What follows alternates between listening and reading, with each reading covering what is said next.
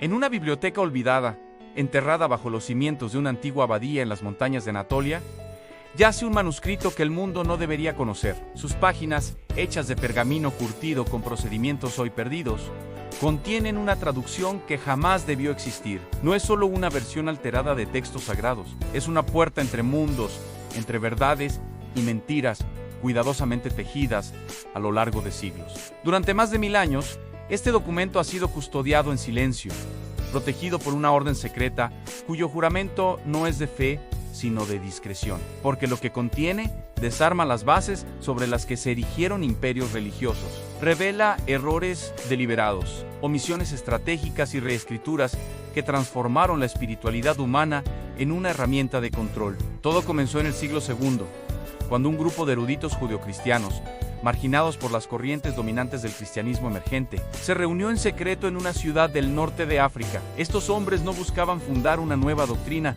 sino preservar lo que consideraban la palabra original de Jesús, antes de que fuera pulida, expurgada y adaptada a las necesidades políticas del Imperio Romano. Uno Gielos, un traductor llamado Elías de Cesarea, poseía una habilidad casi sobrenatural para comprender los matices del arameo, el griego koiné y el hebreo antiguo. Él y sus compañeros trabajaron durante años en una versión alternativa de los evangelios, una que incluía enseñanzas olvidadas, parábolas censuradas y una visión radicalmente distinta de la divinidad, no como un juez severo, sino como una presencia inmanente en cada ser humano. Cuando el Concilio de Nicea, en el año 325, estableció los cánones oficiales del Nuevo Testamento, los escritos de Elías fueron declarados herejía y quemados. Pero uno de sus discípulos, una mujer llamada Miriam de Tiro, logró esconder una copia completa. Ella sabía que si el manuscrito desaparecía, también lo haría la verdad. Durante décadas, Miriam viajó disfrazada, cruzando desiertos y mares, hasta entregar el texto a una comunidad gnóstica en Egipto. Allí el manuscrito fue copiado en copto, y luego en siríaco, y después en latín, cada vez con más advertencias: no lo desveles, nulúense, guárdalo, no para usarlo, sino para que nunca se diga que no existió, siglos pasaron. El manuscrito desapareció de los registros históricos, mencionado solo en rumores, en cartas cifradas entre alquimistas y en los delirios de monjes poseídos por visiones, hasta que en el siglo XV, durante el auge del humanismo renacentista, un copista anónimo en Florencia incluyó fragmentos del texto en una traducción latina de los evangelios apócrifos. Nadie notó la diferencia, o tal vez sí, pero fingieron no hacerlo, porque en ese momento ya no se trataba solo de fe, sino de poder. La iglesia necesitaba una Biblia unificada, y cualquier variante era considerada una amenaza. Aún así, el manuscrito prohibido había dejado su huella. En 1517, Martín Lutero clavó sus 95 tesis en la puerta de una iglesia en Wittenberg. Lo que pocos saben es que uno de sus más cercanos colaboradores, un lingüista llamado Caspar Hofmann, había tenido acceso a una copia parcial del manuscrito de Elias and Hoffmann. No reveló su origen, pero usó sus ideas para reforzar los argumentos luteranos contra la autoridad papal. Frases como "el reino de Dios está dentro de vosotros", tan común hoy, en realidad provienen de esa traducción prohibida, no del canon oficial. La Reforma protestante, en parte, fue alimentada por un texto que casi nadie sabía que existía. El manuscrito reapareció brevemente en el siglo XVII, en posesión de un astrónomo persa que lo comparó con antiguos textos zoroastrianos. Luego, en el siglo XIX, un misionero británico lo encontró entre los escombros de un monasterio armenio en ruinas. Lo envió a Oxford, donde fue archivado como fragmento apócrifo de dudosa autenticidad. Pero en 1945, cuando los rollos del Mar Muerto fueron descubiertos, los académicos comenzaron a cuestionar seriamente la integridad de las versiones bíblicas tradicionales. Entre los documentos hallados, había alusiones a enseñanzas similares a las del manuscrito de Elías Santos Singlus. La conexión no fue casual.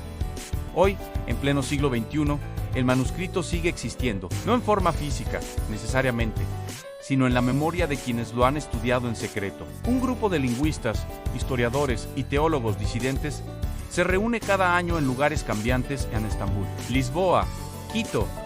No buscan difundirlo, sino comprenderlo. Saben que revelarlo de golpe provocaría caos, no iluminación, porque la humanidad no está preparada para aceptar que sus verdades más sagradas podrían ser traducciones erróneas, intencionales, manipuladas. Uno de esos guardianes actuales es una mujer llamada Leila Ner, profesora de filología semítica en el Cairo. Heistreshau, mientras investigaba en los archivos vaticanos, encontró una carta del siglo IX que mencionaba el libro de las voces perdidas, un nombre en clave para el manuscrito de Elías desde entonces. Ha seguido una pista tras otra, hasta dar con una copia medieval en un monasterio ortodoxo en Macedonia. Allí, bajo promesa de silencio, le permitieron leerlo. Lo que vio la conmovió hasta las lágrimas. No era herejía, como le habían enseñado. Era amor, un amor radical, inclusivo, que no juzgaba, que no condenaba, que no dividía. Jesús, en esas páginas, no hablaba de infiernos ni de recompensas celestiales. Hablaba de despertar, de reconocer la luz en el otro, de sanar el mundo desde dentro. Leila decidió no publicar su hallazgo, no por miedo, sino por respeto, porque comprendió que algunas verdades no necesitan ser gritadas. Basta con que existan como semillas bajo la tierra. Tal vez algún día, cuando la humanidad deje de temer a la duda y abrace la incertidumbre como parte del camino espiritual, el manuscrito prohibido saldrá de las sombras. Hasta entonces, seguirá siendo transmitido en voz baja, de generación en generación, no como un ahmau, sino como un faro. Porque las traducciones no solo cambian palabras, cambian mundos.